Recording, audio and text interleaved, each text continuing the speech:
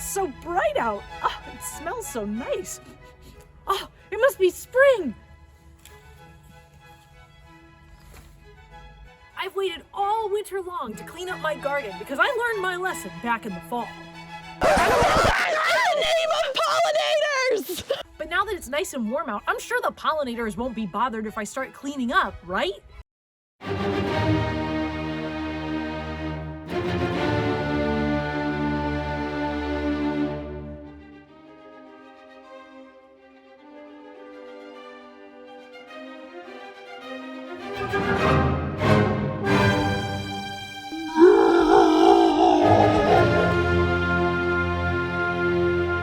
Stop in the name of pollinators!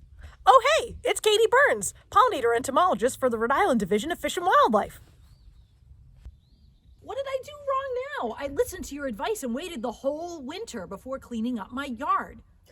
Yeah, Mary, but it's the first day of spring. It's the first warm day. We have to wait until temperatures are consistently over 50 degrees and there's no more frost before we can really start cleaning up. Oh, okay, I can get behind that. Once the weather's warm enough, there are plenty of pollinator-friendly garden cleanup items you can do.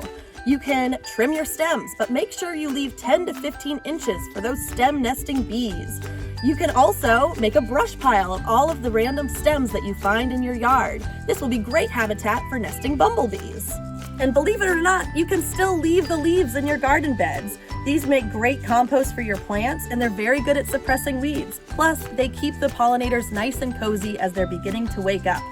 If you want to mulch your beds, consider using compost instead of wood chips to provide habitat for those ground nesting bees. Thanks for all that great information, Katie.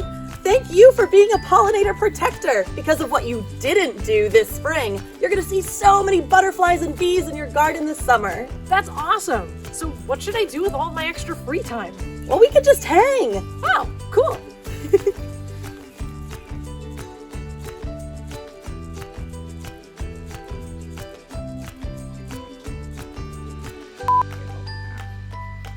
It's spring. But now that it's so nice and warm out, I don't think it'll bother the pollen.